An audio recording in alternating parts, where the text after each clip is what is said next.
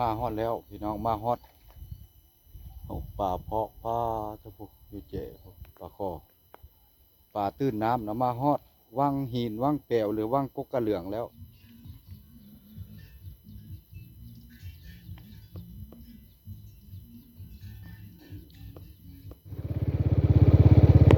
สบายดีมื้อสักคนมื้อนี้สิพาพี่พาน้องไปเลาะเบิ่งหลังจากแล้วสงกรานต์แล้วเลาะเบิ่งสภาพเส้นทางทางบ้านท่าแคหรือว่าสายหนองแปวหนองใต้หนองกลางเนาะเพื่อนทีมงานออกไปใส่หมองแต่ฝนคือสิบ่ตกดอกแข็งขมวนไปติดตามเบิ่งพร้อมๆกันพี่น้องว่าสิเป็นยังไงสภาพเส้นทางฝนบ่ตกแน่นอนใจขมวนเอา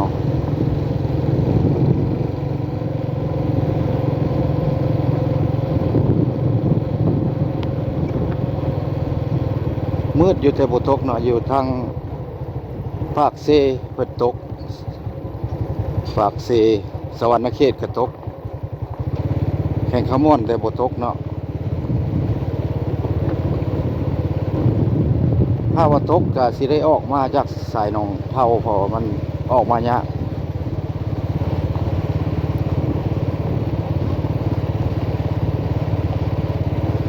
สภาพเส้นทางก็ซ้ำนี้แหละเนาะหลังจากแล้วสงกรานต์ก็อากาศร้อนแต่ว่ามีมื้อนี้แต่ว่าอากาศสดใสสดชื่นแต่ว่าฝนบ่ตกเฮาสิไปเบิ่งสภาพเส้นทางเพิ่นโทรไปตรงเนาะทางสายทางเลขที่12ได้ซ้ำใดแล้วเนาะใกล้สิสำเร็จแล้วบ่แล้วหรือว่าในใดเนาะสำรวจเส้นทางครับแม่น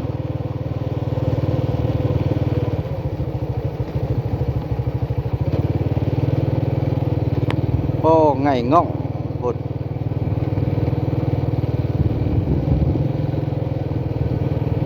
ควันไงง่องบ่แม่นธรรมดาเลย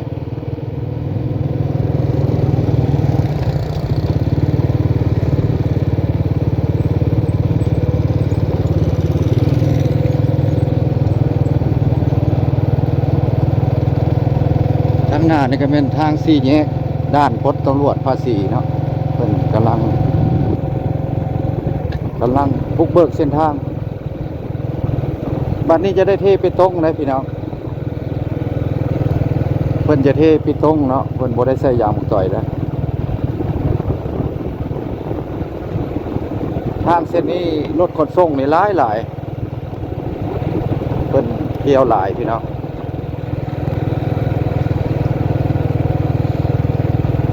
เด้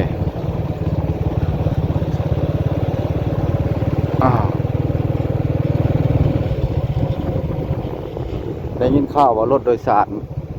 รถเมล์ไปนครหลวงวิจันทร์ก็ถือว่าคันใดก็ยัดเนาะคนกลับบ้านกลับซ่องเนาะอันนี้เพิ่นเริ่มเทกันกำลังเทอันนี้ก็พร้อมภาษีถ้าเฮ็ดแล้วเราจะมีภาษีตำรวจจราจรจะเข้ามากวดในตามเบิ่งเนาะว่าดังนั้นแหละต้องตั้งด่านกวดแน่นอนเนาะขยายทางออกมาใหญ่เติบสุดทางแรกเนาะบัดนี้เนาะเส้นทางไปยมราชเวียดนามมหาไซบัวละพา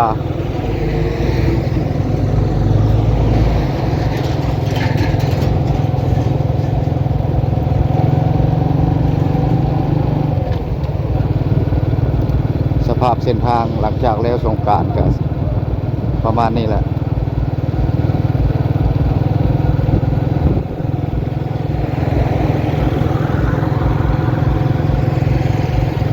อากาศมื้อนี้เย็นว่านในบัดฮ้อนพี่น้องอากาศแปรปรวนบ่คือเก่าจะว่าพาพี่พาน้องไปเที่ยวทรายหนองเท่ามาเนี่ยไปเบิ่งเพิ่นจัดแหล่งท่องเที่ยวอีกบ่อนนึงอีก ไปเบิ่งว่าสิแบบใดเนาะไปเบิ่งน้ำกัน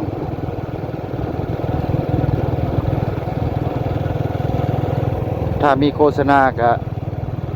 อย่าข้ามโฆษณาเนาะทางซองเบาแปลงวนาพี่น้องข้ามโฆษณาพอได้เป็นกำลังคิดกำลังใจเฮ็ดคลิปต่อไปเนาะนี่มาฮอนแล้วแม่ไผนอพอวาดพะเลาะบ่น่ะฮอนแล้วโอ้กินข้าวบ่ฮะสบายดีโอ้สบายดีพ่อบ้านโอ้กำลังถ่ายคลิปเนาะสบายดีซื้อกาแฟเนี่ยซื้อกาแฟก็พี่น้อง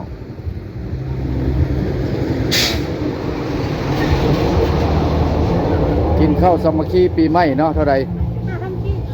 โดยโอ้หารเพิ่นแคมทางเลยพี่น้องมีทุกอย่างเนาะหารเพิ่นไป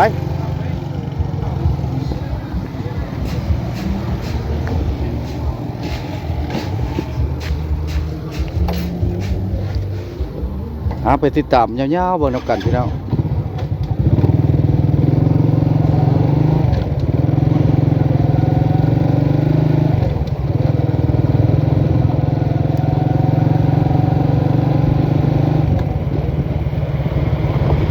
เล่นไว้แท้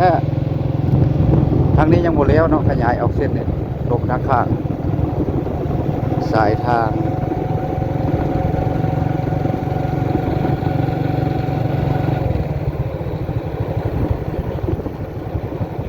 เลี้ยวซ้าย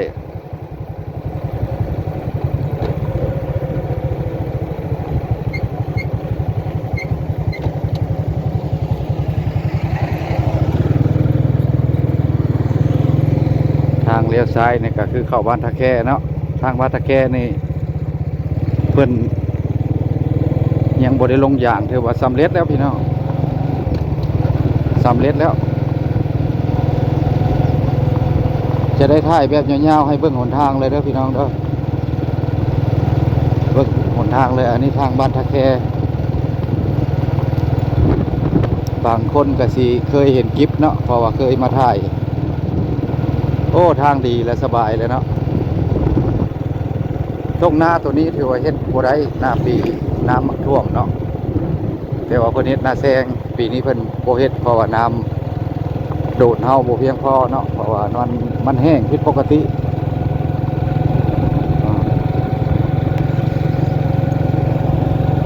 ฝนก็เริ่มยิบยับมาแล้ว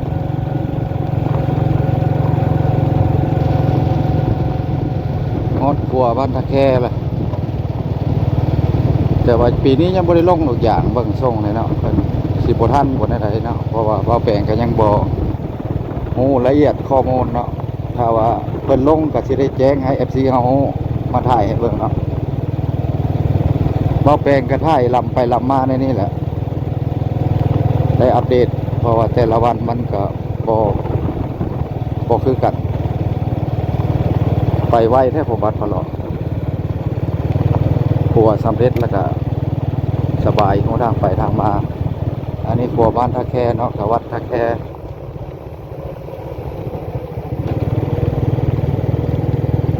ครัวน้ำโดนบ้านท่าแค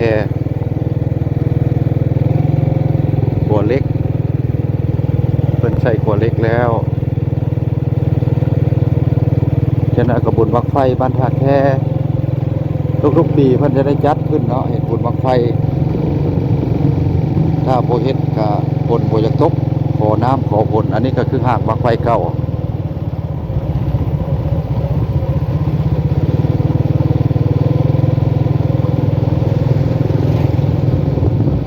มาแล้วได้ผ้าใจกลางบ้านของบ้านท่าแค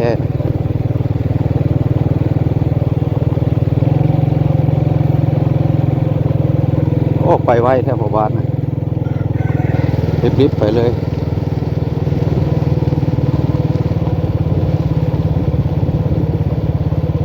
โอ้ฮอดบนละอาญามาแปลงไปน้ำหลังมาแปลงจะได้ถ่ายวิวให้พี่ให้น้องเบิ่งบ้านตะแคกะบ้านห้างเนาะอันนี้โรงเรียนบ้านท่าแคเนี่ยได้ไป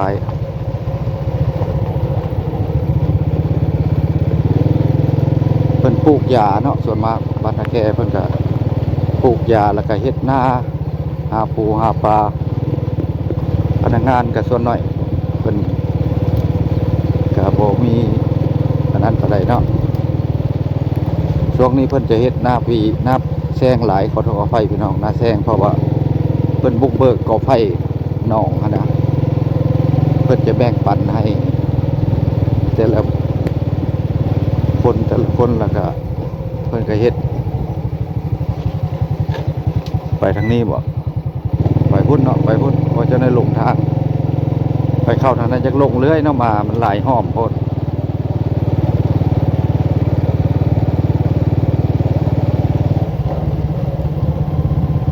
ความจริงแล้วหมู่บ้านยังห่างหลายนะมันตะแคเนาะหาปูหาปลาขายเด้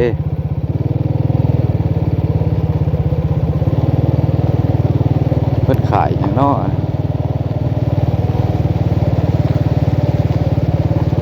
ขายขี้งัวบ่ขายถ่านโอ้ขายถ่านเนาะโอ้ขายถ่านเพิ่นยัดถ่านขายเตาถ่าน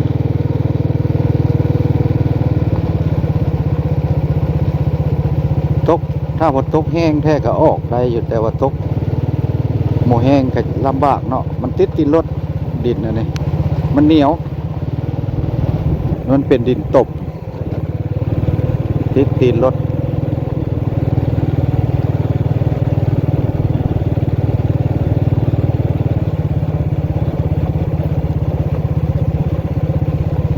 ทางกับพ่อไปพ่อมาอยู่มันก็ง่ายอยู่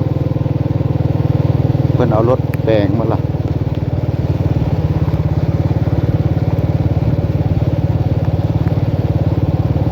ฝนในตกและยิ้มยับอยู่นะถ้าว่าฝนตกก็โยใบไม้ใบตอกก็สดชื่นแล้วได้กินน้ำกินในแล้วเนาะน้ำฝนกับเบ้าแปลงก็ที่ได้มาถ่ายให้เบิ่งเนาะน้ำขึ้นน้ำลงซ้ำใด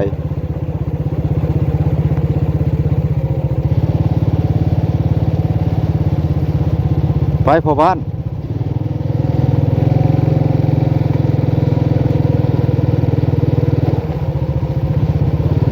อู้เข้าอู้ปลาเด้ปลาตะแคเนี่ยบ่อึดเข้าอึดปลาม่วนหากินทำมาหากินนี่ก็ยังเฮ็ดสิเว้าก็ยังอุดมสมบูรณ์ยังหลายเนาะหลากหลายดินนอนต้นหญ้าก็บางคนก็มาจับจองซื้อหลายอยู่เนาะให้เราแบ่งเห็นเพิ่นมาซื้อคนในเมืองนครหลวงเวียงจันทน์ก็มาซื้ออยู่ต่อไปก็สิยากแล้ว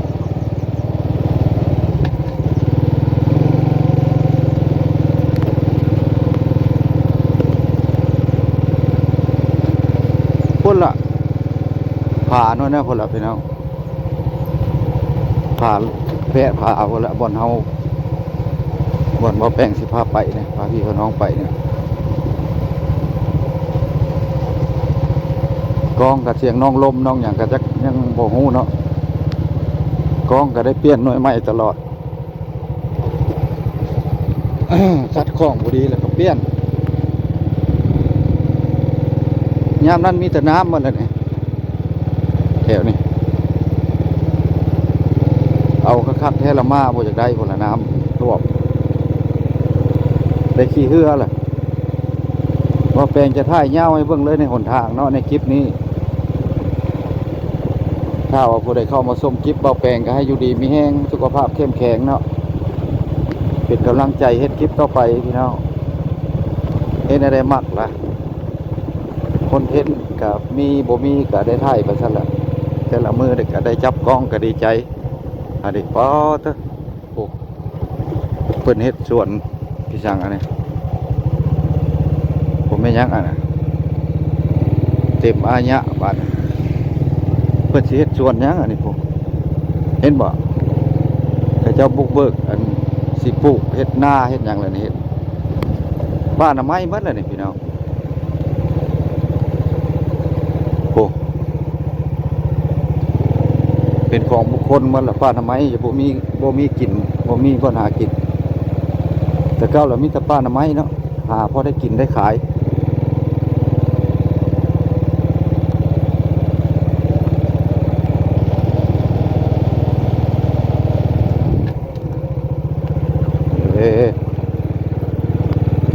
ไกลสิฮอด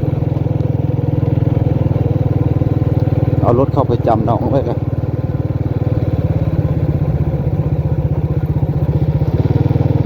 เข้านาแซงคือสิเกี่ยวแล้วบุกส่ง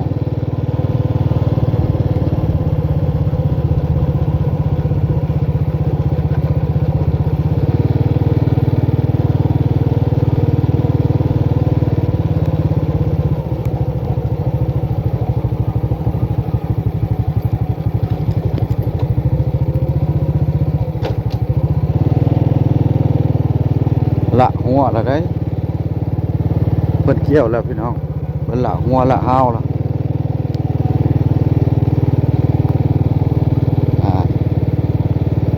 ละหัวมันแล้วผลมีแต่ต่อเพื่องพูดน้ำหนองใจหนองกลางก็แห้งหมดละ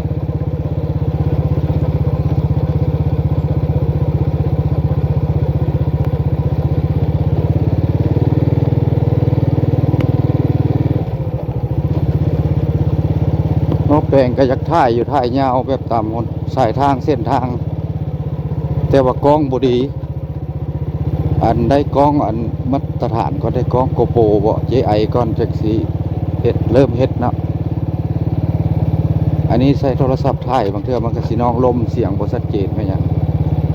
อากาศเข้าหลายไหมยังพวกคนหาปลาหลายอยู่พี่น้องโอ้โหบ่ได้ค่อยตัดคลิปในนี่แหละมันจึง FC หรือว่าท่านผู้ชมเบิ่งจังว่าสะดวกเนาะมันสบายหูสบายตาเต้าน้ำแห้งหมดอันนี้เดี๋ยวเห็นแต่เหือ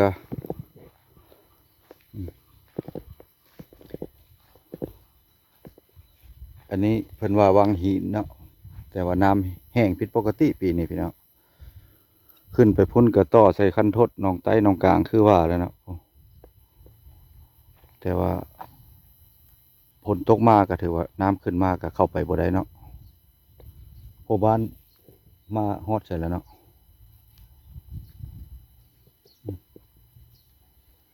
ตัวนี้ออกไปพุ่นกระปะกระทดเข้าไปทางบ่อนไปวานนี้พี่น้องป่าเพิ่นได้หลายขนาดป่ามองก็เจ้า